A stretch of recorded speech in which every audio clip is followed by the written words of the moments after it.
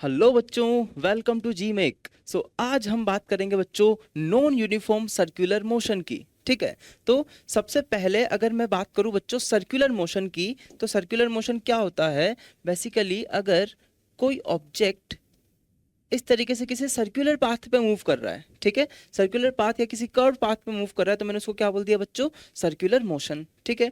अच्छा, अब circular motion में क्या बच्चों वेलोसिटी की डायरेक्शन सेम है या फिर चेंज हो रही है? देखो, अगर मैं इस पॉइंट पे वेलोसिटी की डायरेक्शन की बात करूं, so that will be in tangential direction. ठीक है। अच्छा, इसके बाद वाले किसी पॉइंट पे बात करूं तो वो भी इस टाइप से किसी टेंजेंशियल डायरेक्शन में है ना। अच्छा, यहाँ पे बात करूं तो यहाँ पे भी वो टेंजेंशियल डायरेक्शन में।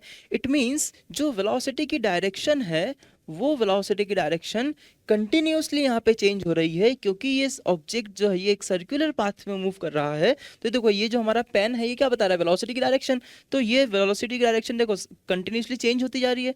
मतलब अगर वेलोसिटी की डायरेक्शन चेंज हो रही है, इट मींस जो मोशन है वो नॉन यूनिफॉर्म मोशन है। तो सबसे पहली बात तो हमने क्या देखी कि circular motion is always a non uniform motion.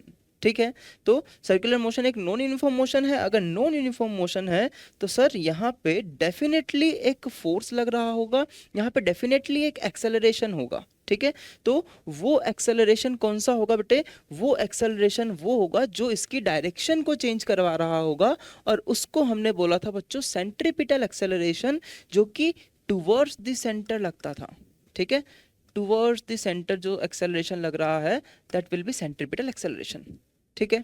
यहां तक की बात अपने को मालूम है कि अगर यूनिफॉर्म सर्कुलर मोशन होगा, यूनिफॉर्म सर्कुलर मोशन क्या कि अगर ऑब्जेक्ट मूव कर रहा है किसी सर्कुलर पाथ पे तो वो नॉन यूनिफॉर्म मोशन तो है, बट अगर उसकी स्पीड कांस्टेंट है ना, वेलोसिटी की बात नहीं कर रहा बच्चों, मैं स्पीड की बात कर रहा हूं, अगर उसके वेलोसिटी का मैग्नीट्यूड सेम है तो इसका मतलब वो जो मोशन होगा that will be uniform circular motion.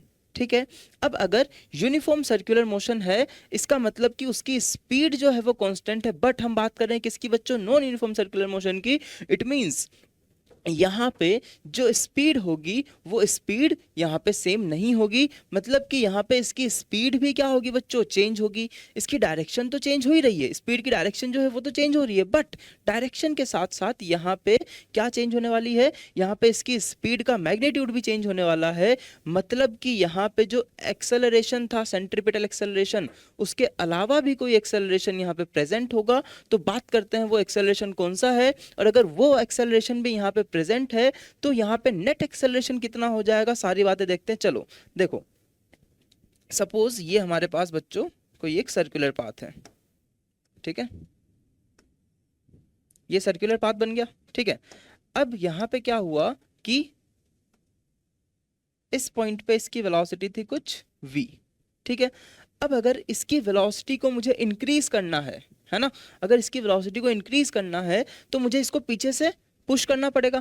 अगर पीछे से इसको पुश करना पड़ेगा तो क्या इसके वेलोसिटी की डायरेक्शन में मुझे फोर्स लगाना पड़ा, है ना। अगर इसकी वेलोसिटी का मैग्नीट्यूड मुझे इंक्रीज करना है, जैसे सपोज आप किसी साइकिल को पुश करोगे तो उसकी स्पीड इंक्रीज होगी। ठीक है। तो वैसे ही अगर मुझे इसकी स्पीड को इंक्रीज करना है तो कौन सी डायरेक्शन में फोर्स लगाना पड़ेगा बच्चों?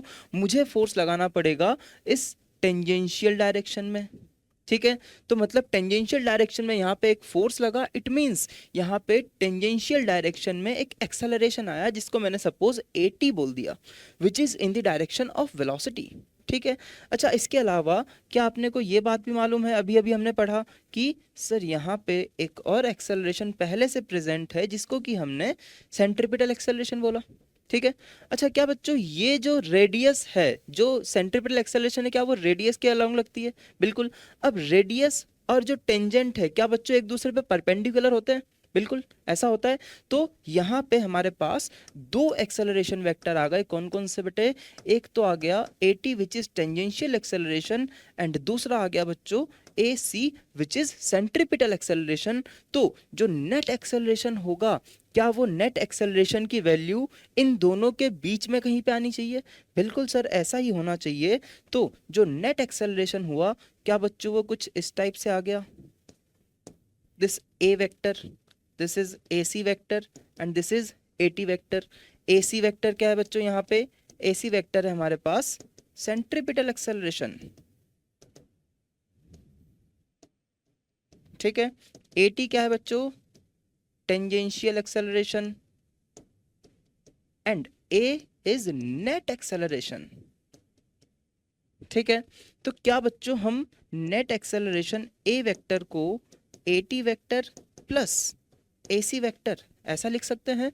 बिल्कुल सर, ऐसा हम जरूर लिख सकते हैं। अच्छा, और इसके अलावा अगर इस नेट एक्सेलरेशन का टेंजेंशियल एक्सेलरेशन से एंगल है सपोज थीटा, मतलब कि अगर मैं यहाँ पे बनाऊं तो यहाँ पे कुछ इस टाइप से इसका नेट एक्सेलरेशन होगा, और इस नेट एक्सेलरेशन का जो एंगल है वो सपोज थीटा है विद टेंजेंशियल एक्सेलरेशन, तो क्या हम इस थीटा से बच्चों टेन थीटा की वैल्यू लिख सकते हैं?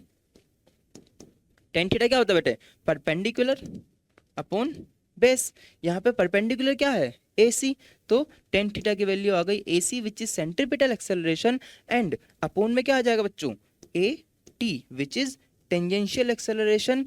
तो ये हमारे पास इन दोनों के बीच में रिलेशन भी आ गया, अगर अपने को एक किसी एक्सेलरेशन से रिजल्टेंट का एंगल गिवन है तो। लेकिन यहाँ पे अगर इस फॉर्मूले को आप याद कर रहे हो, अगर इसको लर्न कर रहे हो, तो ये आपको जरूर देखना है कि थीटा कौन से एक्सेलरेशन से एंगल दिया हुआ है। ठीक है, क्योंकि अगर सपोज हमें ये वाला एंगल कुछ थीटा डैश दिया होता तो क्या टेन थीटा डैश की वैल्यू भी यही होती? नहीं सर, टेन थीटा डैश की वैल्यू तो हो जाती 80 अपॉन AC वेक्टर। यहाँ से अगर मैं टेन थीटा डैश की वैल्यू लिखूं तो टेन थीटा डैश क्या आ गया बेटे, perpendicular which is 80 tangential acceleration upon centripetal acceleration. Clear?